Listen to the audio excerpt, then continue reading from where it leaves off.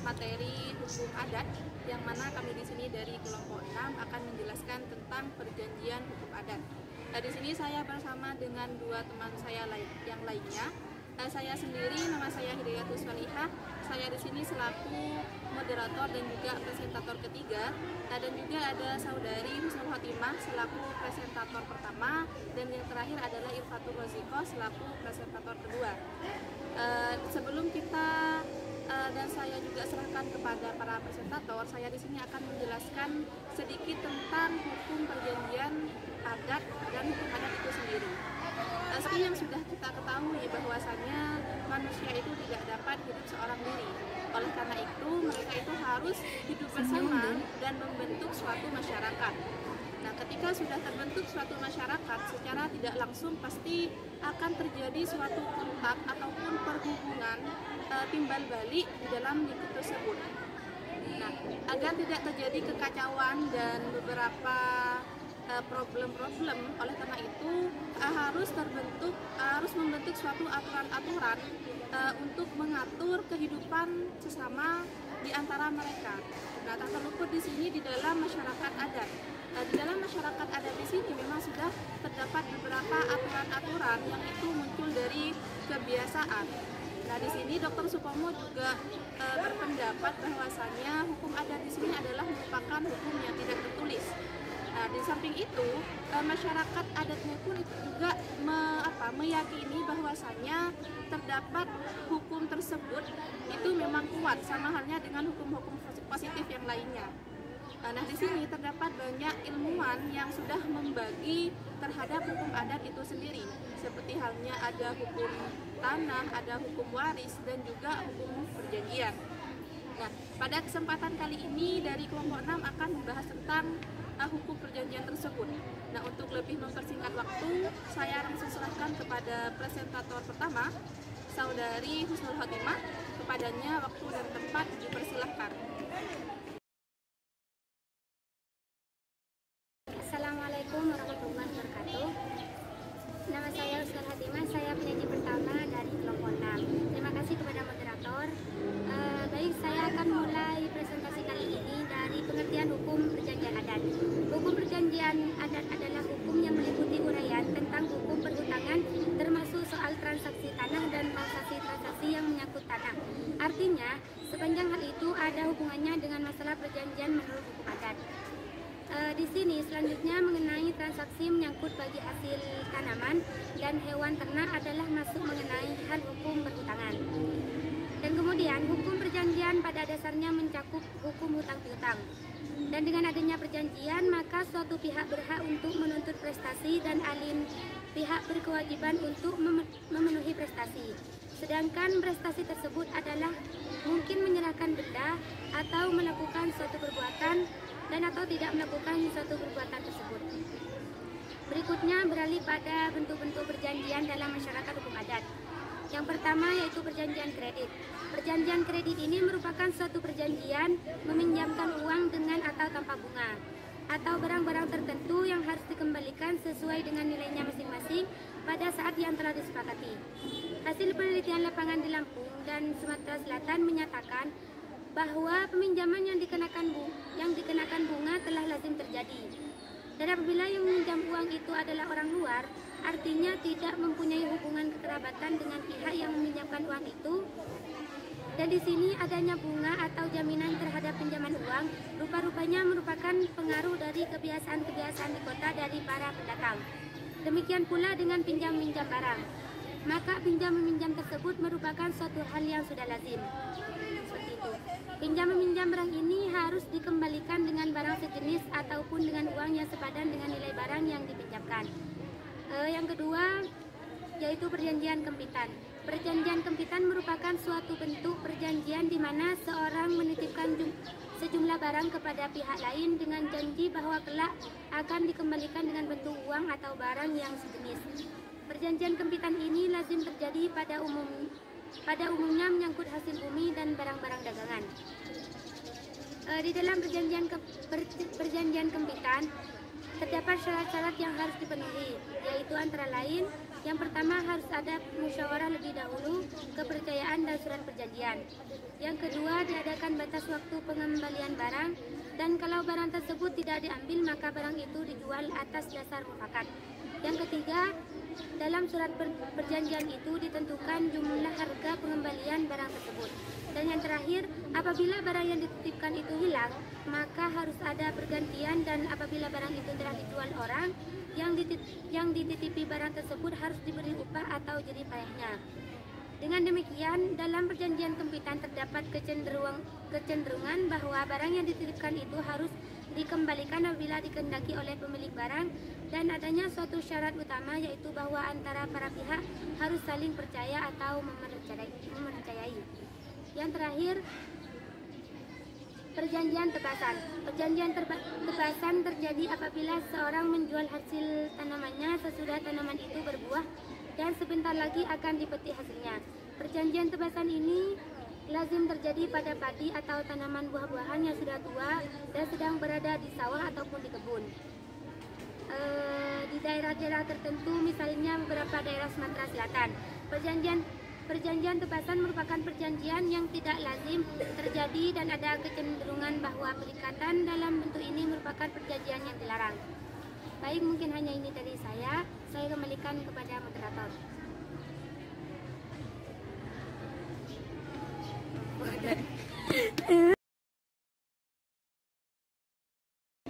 Ya baik, terima kasih kepada presentator pertama. Yang selanjutnya akan dilanjutkan oleh presentator kedua, yaitu Saudari Ilfatul Rozikoh, yang akan sedikit menjelaskan tentang bentuk-bentuk perjanjian dalam masyarakat adat. Kepadanya waktu dan tempat saya persilahkan.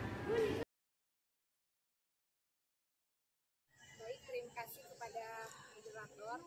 Saya di sini sesi kedua akan menjelaskan tentang perjanjian pengupahan, di mana perihal pekerja sebagai buruh dengan mendapat upah merupakan suatu hal yang sudah lazim di mana-mana. Dengan demikian, terdapat kecenderungan bahwa apabila memperkerjakan orang lain harus diberi upah, dan upah tersebut berupa uang. Tetapi ada variasi lain, yaitu bahwa ada kemungkinan seseorang bekerja tanpa diberi upah berupa uang. Tapi setelah biaya kehidupan ditanggung sepertinya. Menurut Prof. Mr. Tehar menyatakan bahwa tentang menumpang di rumah orang lain dapat mendapat makanan dengan cuma-cuma, tapi harus bekerja untuk tuan rumahnya gitu. Merupakan hal yang berulang-ulang, dapat diketemukan dari sering bercampur baur dengan memberikan penumpangan kepada anak-anak saudara yang miskin. Dan yang kelima di sini perjanjian pemegakan. Perjanjian pemegakan. Di mana beberapa masyarakat di sini pada umumnya perjanjian memegakan ini cukup lazim dilakukan, dan pemilik uang berhak mempergunakan benda yang dijaminkan sampai uang yang dipinjamkan itu dikembalikan. Akan tetapi apabila pinjaman uang tersebut dikenakan bunga, maka pemilik uang itu hanya berkewajiban menyimpan barang tersebut. Dan yang selanjutnya nomor 6 di sini perjanjian pemeliharaan. Perjanjian pemeliharaan di sini mempunyai kedudukan yang istimewa dalam hukum harta kekayaan adat. Isi perjanjian tersebut, pemeliharaan ini adalah bahwa pihak yang satu pemelihara menanggung nafkahnya, pihak lain terpelihara lebih-lebih selama masa tuanya. Penanggung pemakamnya dan pengurusan harta peninggalannya, sedangkan sebagai imbalan di pemeliharaan mendapat sebagian dari harta bendanya. Di mana terkadang bagian itu sama dengan bagian seorang anak. Perjanjian ini dapat umumnya dikenal antara lain di Minahasa, dan persamaannya terdapat di Bali, di mana seorang menggunakan dirinya sebagai segala harta bendanya. Dan selanjutnya nomor 7 perjanjian pertanggungan kerabat. Dehar pernah menulis bahwa dalam hukuman adat di sini terdapat perjanjian di mana seorang berjanji menanggung hutangnya orang lain. Si penanggung dapat ditagih bila dianggap bahwa pelunasan hak utang piutang di sini tak mungkin lagi diperoleh dari si peminjam sendiri. Menanggung hutang orang lain pertama-tama mungkin disebabkan karena adanya ikatan sekerabat. Misalnya di kalangan orang-orang Batak, Karo, seorang laki-laki selalu bertindak bersama-sama atau dengan penanggungan anak baru Semina, yaitu sanak saudara Sunda dan kerabatnya saudara, yang seakan-akan mewakili golongan-golongan mereka berdua. Penelitian di beberapa masyarakat kebenaran dari perkiraan yang ditinjau oleh Zerhal di atas, dan yang selanjutnya perjanjian serikat. Acap kali ada kepentingan-kepentingan tertentu yang dipelihara oleh anggota masyarakat dalam berbagai macam kerjasama. Kerjasama di sini dari para anggota masyarakat untuk memenuhi kepentingan, itulah yang menimbulkan syarikat, yang di dalamnya muncul perikatan atau perjanjian-perjanjian di mana untuk memenuhi kepentingan tertentu tadi. Contohnya, semisal ada di mana beberapa orang yang setiap bulan membayar sejumlah uang tertentu dalam waktu yang telah ditetapkan bersama. Misalnya dalam setiap bulan, masing-masing mereka secara bergiliran akan menerima keseluruhan jumlah uang tersebut. Yang telah dibayarkan itu dapat mempergunakan uang tersebut sekaligus dengan juga seluruhnya. Dan yang selanjutnya, kegiatan yang demikian ini di Jakarta tersebut dengan serikat di Minangkabau tersebut dengan jula-jula, di Selayar disebut dengan Mahakoh, dan Minahasa disebut Mapalus. Baik, saya serahkan kembali kepada Mas. Ya, saya sampaikan terima kasih kepada presentator kedua. Yang selanjutnya akan dilanjutkan oleh presentator ketiga yang akan menjelaskan tentang bentuk-bentuk perjanjian yang terjadi di dalam masyarakat adat, namun bentuknya itu berbeda dengan yang sudah dijelaskan di awal. Ya, kepada presentator ketiga, Saudari Hidayatus Salihah, waktu dan tempat saya persilahkan.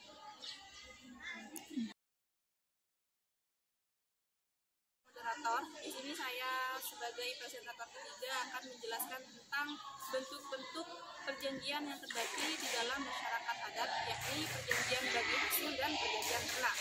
Untuk yang pertama di sini adalah perjanjian bagi hasil, yang mana menurut Terhar perjanjian ini merupakan suatu perikatan, di mana objek dari perjanjian bagi hasil di sini adalah bukan tanah tersebut, melainkan pengolahan tanah tersebut dan juga tanaman yang ditanami di atas tanah tersebut.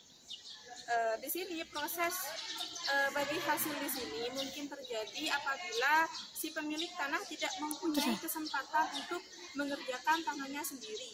Akan tetapi si pemilik tanah ini masih menginginkan profit atau hasil dari tanah tersebut. Sebenarnya perjanjian bagi hasil di sini sudah banyak terjadi di daerah Indonesia sendiri. Salah satunya itu di daerah Sumatera Barat, yaitu daerah Minangkabau. Transaksi perjanjian bagi hasil di sini biasa disebut dengan bampodoy atau bambuek sawah kurang, yang mana perjanjian bagi hasil tersebut di dalam kenyataannya dilakukan secara lisan di hadapan ketua atau kepala adatnya. Dan juga yang menjadi ketergantungan di sini adalah dari faktor kesuburan tanahnya dan juga penyediaan bibit. Nah, apabila tanah tersebut akan dijadikan sawah dan bibitnya itu disediakan oleh pemilik tanahnya, maka untuk pembagian hasilnya di situ dibagi separuh. Artinya jika dari penanamannya itu menghasilkan uang 40 juta, berarti si pemilik tanah itu mendapatkan 20 juta dan si penggarap mendapatkan 20 juta juga. Nah, lain halnya apabila tanah tersebut keras dan di atasnya itu ditanami oleh palawija. Karena di sini apabila bibit serta pupuknya itu ditanggung oleh si pemilik tanah, nah maka pembagian hasilnya juga dibagi separuh, akan tetapi harga dari atau biaya yang dihabiskan untuk membeli pupuk serta bibitnya itu dihitung juga. Semisal hasilnya itu mendapatkan uang 20 juta dan harga pupuk dan bibitnya itu menghabiskan 500.000, maka yang uang 500.000 itu dikembalikan kepada si pemilik tanah. Nah, baru uang yang 1.500.000 itu dibagi dua, seperti itu. Nah, sebenarnya mengenai perjanjian bagi hasil di sini sudah dijelaskan di dalam Undang-Undang Nomor 2 Tahun 1960, yang intinya adalah yang pertama, Penentuan bagian yang didasarkan pada kepentingan penggarap dan kualitas tanah dengan ketentuan penggarap memperoleh separuh atau 2/3 bagian. Yang kedua di sini adalah jika ditinjau dari kualitas atau tipe tanahnya, biasanya perjanjian bagi hasil di sini berjangka waktu antara 3 sampai 5 tahun. Dan untuk yang terakhir adalah kepala desa atau ketua sukunya itu atau ketua adatnya mengawasi perjanjian-perjanjian bagi hasil ini. Nah, untuk selanjutnya di sini adalah perjanjian ternak. Di sini Terhar juga menyatakan bahwasannya pemilik ternak di sini menyerahkan ternaknya kepada pihak lain untuk dipelihara dan membagi hasil ternak atau peningkatan nilai dari hewan itu. Di sini saya juga mengambil contoh dari daerah Indonesia, yaitu daerah Sumatera Barat yang masih tetap sama di daerah Minangkabau. Ternyata perjanjian ternak itu di sana dikenal dengan paduan tarana atau saduan tarana, yang mana lazimnya di sana itu berlaku beberapa ketentuan. Di antaranya yang pertama adalah jika ternaknya itu betina, maka setelah beranak anaknya itu dibagi sama banyaknya antara si pemilik dan si pemelihara atau dipatut harga induknya. Nah, kemudian anaknya dibagi 2 sama banyak dan kelebihan harga induknya yang dipatut itu dibagi 2 pula. Nah, kelebihan harga induk di sini adalah dari harga waktu penyerahan dan waktu akan membagi. Untuk yang kedua adalah jika hewan ternaknya itu jantan, maka sewaktu diserahkan pada pemelihara harus ditentukan harganya terlebih dahulu. Kemudian setelah dijual, labanya itu dibagi 2. Nah, apabila hewan ternak itu dijual sebelum beranak, maka terdapat ketentuan-ketentuan lain. Di antaranya adalah jika induknya dahulu dipatut harganya, maka labanya langsung dibagi 2. Dan jika induknya itu yang di awalnya tidak dipatut harganya, maka kepada si pemelihara itu hanya diberikan sekedar uang jasa selama ia memelihara ternak tersebut. Besarnya tergantung kepada pemilik ternaknya dan sifatnya itu hanya sosial saja. Terus kalau ternak itu manggut, artinya tidak dapat beranak, maka dijual. Biasanya dikeluarkan juga uang. Yang dikeluarkan itu adalah uang berupa dari uang rumput pemeliharaannya, itu juga dihitung. Dan si pemelihara ini mempunyai hak terdahulu jika ia ingin membeli atau memeliharanya kembali. Nah, dan jika ternak itu mati di tangan si pemelihara, biasanya kedua pihak di sini pasrah kepada takdirnya tersebut. Di dalam keputusannya di sini tertanggal 23 Oktober 1954, Pengadilan Negeri Tapanuli Selatan ini menetapkan bahwa menurut hukum adat di Tanah Batak, akhirnya ini sudah beda adat ya, tentang pemeliharaan kerbau adalah sebagai berikut. Yang pertama, kalau kerbaunya itu mati dalam pemeliharaannya, yaitu kelihatan bangkainya, maka tidak diganti oleh si pemelihara. Nah, kalau kerbau itu mati karena tidak dipelihara atau liar ataupun hilang, maka yang memeliharanya ini harus menggantikannya sebesar kerbau yang mati. Nah, hanya ini yang dapat saya sampaikan ya untuk bentuk-bentuk perjanjian di dalam masyarakat adat. Kurang lebihnya mohon maaf, saya kembalikan kepada moderator. Ya, saya sampaikan terima kasih kepada presentator ketiga. Dari apa yang sudah dijelaskan tadi, mungkin dari teman-teman ada yang mau ditanyakan, bisa menyampaikan pertanyaannya melalui komenan yang ada di bawah video ini. Dan hanya ini yang dapat kami sampaikan, kurang lebihnya mohon maaf. Wassalamualaikum warahmatullahi wabarakatuh.